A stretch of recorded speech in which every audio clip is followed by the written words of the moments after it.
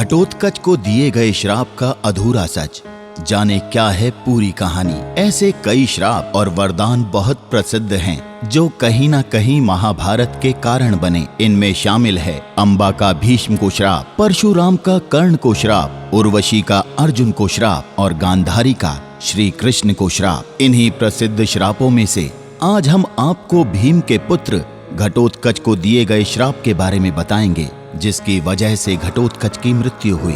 अगर ये श्राप नहीं होता, महाभारत की कथा में घटोत्कच जीवित होता। अगर ये श्राप नहीं होता तो महाभारत की कहानी का अलग ही पहलू होता। अगर घटोत्कच को ये श्राप ना मिला होता तो कौरवों पर भीम के पुत्र का एक वार ही काफी होता। यदि घटोत्कच ने अपनी माँ हिडिंबा की बातें नहीं मानी होती तो बच जाती घटोत्कच की जान। इन सभी बातों को हम आज विस्तार से बताएंगे, पर घटोत्कच की मृत्यु और श्राप से जुड़ी कहानी को आगे बढ़ाने से पहले आप हमारे चैनल द भक्ति को सब्सक्राइब करें और बेल आइकन को दबाना ना भूलें, ताकि हमारे चैनल से जुड़े सभी अपडेट आप तक पहुंचते रहें। तो चलिए अब बात करते हैं घटोत्कच के जीवन, द्रौपदी से मिला श्राप और मृत्यु की इस कहानी के बारे में।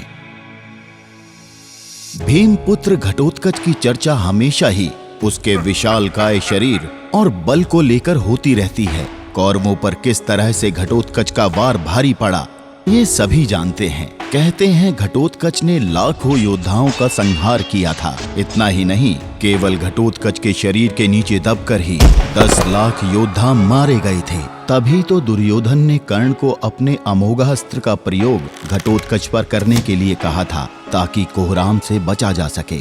बता दें कि कर्ण का अमोघास्त्र वही विनाशकारी अस्त्र था जिसका वार कभी खाली नहीं जा सकता था, पर वरदान के अनुसार इसका प्रयोग भी एक ही बार किया जा सकता था। घटोत्कच के विशालकाय बल को देखते हुए ही दुर्योधन ने ये निर्णय लिया था। मान्यताएं कहती हैं कि यदि हिडिंबा के कहने पर घटोत्कच ने द्रौपदी का अपमान नहीं किया होता तो घटोत्कच को कोई नहीं मार सकता था। पर सवाल तो ये उठता है कि आखिर क्यों घटोत्कच ने किया था द्रौपदी का अपमान। दरअसल द्रौपदी ने पांडवों से वचन लिया था कि द्रौपदी के अलावा कोई भी रानी के महल में नहीं रह सकती और ना ही पटरानी का पद हासिल कर सकती है, जिसकी वजह से हिडिंबा ने घटोत्कच को द्रौपदी का सम्मान ना करने की बात कही। और इसी के परिणाम स्वरूप द्रौपदी ने क्रोध में आकर घटोत्कच को यह श्राप दिया।